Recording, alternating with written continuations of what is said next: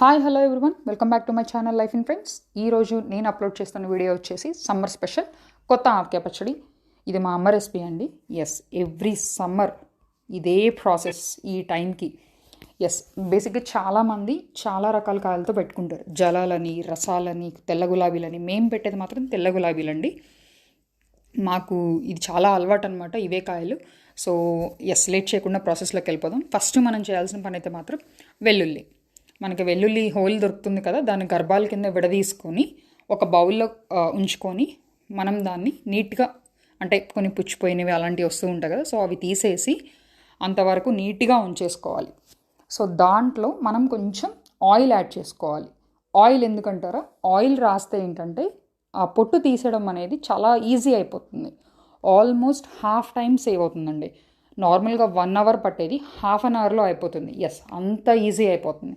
So oil ఎప్పుడైతే మనం వెల్లుల్లికి mix చేసామో దాన్ని మనం అవుట్డోర్ మంచి ఎండపడే ప్లేస్లో పెట్టుకొని ఒక 3 to 4 అవర్స్ నీట్గా ఎండబెట్టేసుకోవాలండి. ఎంత ఎండితే పొట్టు అంత ఈజీగా వస్తుంది, గుర్తుపెట్టుకోండి. ఈలోపు అది ఎండిపోయేలోపు మనం చేయాల్సిన పని ఏంటంటే మెంతిపిండి, ఆవపిండి. ఎస్, మెంతిపిండి, ఆవపిండి ప్రిపేర్ చేసుకోవాలి. మెంతుల్ని మాత్రం చాలా బాగా రోస్ట్ చేసుకోవాలండి. ఎంత రోస్ట్ అయితే అంత ఫైన్ పౌడర్ అవుతుంది. మెంతిపిండి, ఆవపిండి అనేది మామిడికాయ పచ్చడికి ఫుల్ టేస్ట్ తీసుకొస్తుంది. మీకు తెలుసు, కొంచెం తగ్గినా ఆ టేస్ట్ అనేది మనకి అర్థమైపోద్ది. ఏదో మిస్ అవుతున్నాం, ఏదో మిస్ అయింది పికెల్లో అన్నది మాత్రం మనకు ఆ సెన్స్ అయితే వస్తుంది. ఎస్, మెంతిపిండి మాత్రం చాలా మంచిగా రోస్ట్ చేసుకొని నీట్గా ఫైన్గా పౌడర్ పట్టేసుకోవాలి. అలానే ఆవాలు కూడా. ఆవాలకి ఏంటంటే రోస్ట్ చేయాల్సిన అవసరం లేదండి, అవి చాలా చిన్నగా ఉంటాయి అండ్ అవసరం అయితే లేదు, రోస్ట్ చేసుకోవాల్సిన అవసరం అయితే లేదు. అంటే మేమైతే చెయ్యము. ఎస్, అండ్ దీన్ని కూడా ఫైన్గా పౌడర్లా పట్టేసుకుంటే మెత్తగా, అంటే రోస్ట్ చేసిన మెంతుల్లా పడినంత ఇదిగా ఆవాలనేది అంత ఫైన్గా, అంత ఈజీగా పడదు. సో దాన్ని ఇంకొకసారి మళ్ళీ ఒకసారి చెక్ చేసుకొని సెకండ్ టైం కూడా నీట్గా ఫైన్గా పౌడర్ పట్టేసుకోవాలన్నమాట. ఇప్పుడు మళ్ళీ ఏదైతే ఎండబెట్టామో ఆ వెల్లుల్లి తొక్కదీయడం, ఇది మాత్రం 50% టైం కంపల్సరీ సేవ్ అవుతుంది. మీరు కంపల్సరీగా ట్రై చేసి చూడండి ఒకసారి. ఎస్, మనకు 1 అవర్ పట్టేది హాఫ్ అన్ అవర్లోనే అయిపోతుంది. అంత టైం అయితే సేవ్ అయిపోతుందండి. సో దాని తర్వాత మనం చేయాల్సింది సాల్ట్. అందరు కల్లుప్పు వాడతారు కదా, సో అంతే సేమ్ అండి. కల్లుప్పుని మేము పౌడర్గా పట్టేసి ఉండలేం లేకుండా మెత్తగా ఉండేలా చూసుకుంటాం అనమాట. మొత్తం మెత్తగా ఉంటే తొందరగా ఈజీగా కరిగిపోతుంది కదా పచ్చళ్ళు, అందుకని. ఉండలు ఉంటే కరగదనమాట, అందుకని. అండ్ ఎస్, ఫైన్గా పౌడర్ లాగా అది కూడా ఉందా లేదన్నా చూసుకోవాలి. తర్వాత ముందు రోజు నైటే మేము ఏ కాయలనైతే పచ్చడి పెట్టాలనుకుంటున్నామో ఆ కాయల్ని నీళ్ళల్లో నానబెట్టేస్తామండి. నెక్స్ట్ డే మార్నింగ్ తీసి నీట్గా క్లీన్ చేస్తాం. అంటే ఆ నీళ్ళల్లో నుంచి కాయలు బయటికి తీసేసి ఒక క్లాత్తో మంచిగా తుడిచేస్తాం. తర్వాత కటింగ్ ప్రాసెస్. అమ్మ బాబోయ్, ఇది మాత్రం అంత ఈజీ కాదండి. ఎందుకంటే ముక్క చెదురవ్వకూడదు, నీట్గా ఈక్వల్గా రావాలి పీస్ కూడా. అండ్ ప్రతి పీస్కి టెంక్ ఉండాలి. టెంక లేకపోతే మామిడికాయ పచ్చడి ఏం తింటామండి బాబు, ఆ ముక్కలు అసలు తినబుద్ధి కూడా కాదు. సో నీట్గా కట్ చేయాలండి, ఈక్వల్గా రావాలి. మధ్యలో జీడి మొత్తం తీసేస్తాం కదా. సో ఎస్, మా నాన్న కటింగ్ పని, మేము క్లీనింగ్ పని. ఆ టెంక్ ఉన్న ముక్కల వరకు పచ్చడి పెట్టేస్తాం, టెంక్ లేని ముక్కల వరకు నెక్స్ట్ డే మార్నింగ్ పప్పులో వేసేస్తాం. సో ఈక్వల్గా పీసెస్ కట్ చేస్తారండి, చిన్న చిన్న పీసెస్. మరీ పెద్దవి కాదు, మరీ చిన్నవి కాదు, మీడియం సైజుగా ఉంటే పిల్లలు తినొచ్చు, పెద్దోళ్ళు తినొచ్చు. సో మరీ పెద్దదైతే పిల్లలు తినలేరు, వేస్ట్ అయిపోతుంది అనమాట. అందుకని ఈక్వల్గా కట్ చేస్తారు. మేమైతే 5.5 మానికలండి మేము కలిపింది పచ్చడికి. సో 1 by 1 ఆ కాయలన్నీ కట్ చేయడానికి ఒక 1 అవర్ దాకా పట్టింది, మొత్తం క్లీనింగ్ అంతా కలిపి. సో కట్టింగ్ అయిపోయిన తర్వాత లోపల జీడి తీసేసిన తర్వాత పైన ఒక సన్నటి లేయర్లా ఉంటుందండి. జీడి మొత్తం తీసేస్తాం కదా, స్టిల్ ఆ టెంకకి ఒక సన్నటి లేయర్, ట్రాన్స్పరెంట్ పూతరేకలు ఉంటాయి చూసారా, సేమ్ అలాంటిది ఒక లేయర్లా ఉంటుంది. అది కూడా నీట్గా తీసేసుకుంటే ఇంకా క్లీన్ అయిపోయినట్టు. అది తీసేశాక క్లాత్తో ఒక్కసారి తుడిచేసి మా నాన్నగారికి పాస్ చేస్తే మా నాన్నగారు కటింగ్ చేసేస్తారనమాట ఈక్వల్గా. సో ఎస్, ఎందుకంటే కటింగ్ అయిపోయాక ప్రతి పీస్కి తీయడం కంటే ఒక హాఫ్కి మొత్తం ఒకటేసారి లేయర్ లాగేయడం చాలా ఈజీ అనమాట. అందుకని మేము హాఫ్గా పీసెస్ ఉన్నప్పుడే మేము తీసేస్తాం. ఆ తర్వాత కటింగ్ అనేది చాలా ఈజీగా అయిపోతుంది. ఇంకా అది ఇండివిజువల్గా తీయాల్సిన అవసరం అయితే ఉండదు.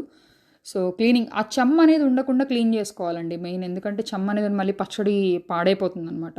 సో అలా కటింగ్ అంతా అయిపోయిన తర్వాత ముక్కల వరకు పక్కన పెట్టేసుకొని కటింగ్ అయిపోయిన తర్వాత మళ్ళీ కొంచెం చెమ్మ రావడం అనేది ఉంటుంది అనమాట కాయలకి.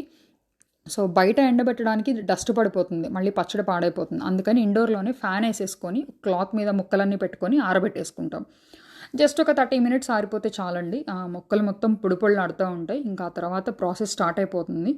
అన్నీ ఒక దగ్గర పెట్టేసుకోవాలండి. మనం కలిపి పెట్టుకోవాల్సిన జాడీలు, కారము, ఉప్పు, మనం కలుపుకోవడానికి గిన్నెలు, మామిడికాయ ముక్కలు, అలానే వెల్లుల్లి, పసుపు, మెంతిపిండి, ఆవపిండి, ఇవన్నీ మనం ఒక దగ్గర అండ్ వెల్లుల్లి కూడా మనం ఎంతైతే ఒలుస్తామో అలా కాకుండా కొంచెం లైట్గా కచ్చా పచ్చా అంటారు కదా, అలా కొంచెం పేస్ట్ కూడా ఉంటే ఇంకా చాలా బాగుంటుందండి పచ్చడికి.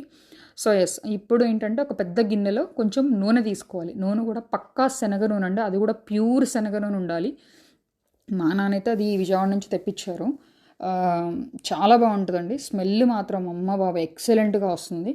సో ఎస్, ఈలోపు మా అమ్మగారు ఏం చేస్తారంటే ఉప్పు, కారం ఇవన్నీ కొలుచుకొని, అది అరషోడ్ డబ్బా, మీకు అరషోడ్ అంటే ఐడియా ఉండే ఉంటుంది కదా. ఎస్, దాంతో ఉప్పు, కారం అవన్నీ మిక్స్ చేసుకుంటారు. దానికి తగ్గట్టుగా ఆవపిండి, మెంతిపిండి మిక్స్ చేసుకొని పక్కన పెట్టేసుకుంటారు. సో ఇప్పుడు నెక్స్ట్ వచ్చేసి మామిడికాయ కట్ చేసి పెట్టిన మామిడికాయ ముక్కలు ఉన్నాయి కదండి, ఆ మామిడికాయ ముక్కల్ని ఆయిల్ ఉంది కదా, ఒక గిన్నెలో ఆయిల్ పోసుకుంటాం కదా, ఆ ఆయిల్లో ముంచి స్నానం చేయించాలి.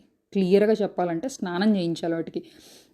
సో ఆ ఆయిల్ అనేది కొంచెం మనం ఏ జాడీల్లో అయితే పచ్చడి నిలవబెట్టుకుంటామో ఆ జాడీలకు కూడా కొంచెం లోపల సైడ్ మొత్తం రాసేసుకుంటాం అనమాట. కొంచెం అడుగును కొంచెం ఆయిల్ ఉంచేసి చుట్టూ వాల్స్ కూడా కొంచెం ఆయిల్ అయితే రాసేసుకుంటాం మనము. అండ్ ఇప్పుడు వచ్చేసి ముక్కలు అనేది కొలుచుకుంటాం ఫస్ట్ మనం, అంటే ఎన్ని మానికల ముక్కలు అనేది కలుపుతున్నాం అన్న లెక్క కోసం కొలుచుకుంటాం అనమాట. సో ఆ ముక్కల్ని మనం ఆయిల్లో చెప్పాను కదండి స్నానం చేయించడమే. సో అయిపోయిన తర్వాత నీట్గా ఒక 4-5 సార్లు ఒక 4-5 రౌండ్లు చేస్తే వాటిని నీట్గా ఈవెన్గా ఆయిల్ అనేది ముక్కకు పడుతుంది. సో ఆ ముక్కల్ని తీసుకెళ్ళి పక్కనే ఇందాక మనం ఉప్పు, కారం కొలిచి ఒక బౌల్లో ఉంచుకున్నాం కదా, ఎస్, అందులో నీట్గా మిక్స్ అంతా ముక్కలకి పట్టేలాగా, ఆల్రెడీ ముక్కలకి ఆయిల్ అంటుంది, సో కారం ఈజీగా అంటుకుంటుంది. సో ఆ మిక్స్ అంతా వాటికి పట్టేలాగా అన్నీ అయిపోయిన తర్వాత వాటితో పాటు కొంచెం కారం కూడా తీసుకొని జాడీలో అయితే మనం వేసుకుంటాం. అది జాడీ ఫుల్ అయ్యే వరకు ఇదే ప్రాసెస్ అండి. మళ్ళీ ఎక్కువైందనుకోండి 3 రోజుల తర్వాత ఓపెన్ చేసి వాటిని తిప్పే ప్రాసెస్ ఉంటుంది, దాన్ని తిప్పడానికి రాదు. సో ఎంత అవసరం, ఈ 3 లీటర్ల జాడీ 6 లీటర్ల జాడీ అండి ఇప్పుడు మా ఇంట్లో ఉన్నవైతే. సో దానికి ఇంతవరకు వేస్తే ఫ్రీగా ఉంటుంది అన్న లెక్క ఉంటుంది కదా, అంతవరకు దాన్ని ఫిల్ చేసుకుంటాం. సో ఒక జాడీ అయిపోయిన తర్వాత ఇంకొక జాడీ అనమాట. అలా ఇంక ఇదే ప్రాసెస్ అండి, 2 జాడీలు ఫుల్ అయ్యే వరకు ఇంక ఇదే ప్రాసెస్. ఈ ముక్కల్ని నూనెలో ముంచుతూనే ఉండాలి. అవి తీసి ఉప్పు, కారంలో మిక్స్ చేసి దాంతోపాటు కారం యాడ్ చేసి జాడీలో ఫిల్ చేస్తూనే ఉండాలి.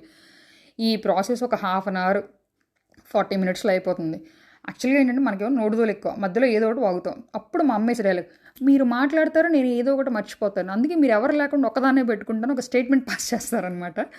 సో అలా ఏదన్నా మా నోరులో అయితే ఆగవలేండి. సో ఎస్, ఇప్పుడైతే మనకి జాడీల్లో మొత్తం ఫుల్ అయిపోయిన తర్వాత, ముక్కలన్నీ క్లియర్ అయిపోయిన తర్వాత ఏదైతే కారము, ఉప్పు అవన్నీ మనం మిక్స్ చేస్తున్నాం, అది ఎవ్రీ టైం కొలిచినప్పుడు మళ్ళీ ఎంత ముక్కలైతే కొలుచుకున్నామో ఆ ముక్కలకి సరిపడా ఉప్పు, కారం, మెంతిపిండి, ఆవపిండి మళ్ళీ అవన్నీ రెగ్యులర్ ప్రాసెస్ అండి.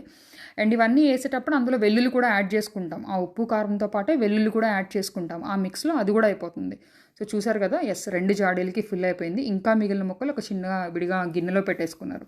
ఇంక ఇది మనం ఒక 3 డేస్ దాకా దాన్ని కదిలించమండి. ఆఫ్టర్ 3 డేస్ తీసి ఇంక ఇలా కలుపుడు అంటే ఎంత బాగా కలిపితే ఉప్పు, కారం అనేది అంత బాగా పట్టేస్తుంది అనమాట. సో ఇప్పుడు మనకి నూనె పైకి తేలి ఉంటుంది.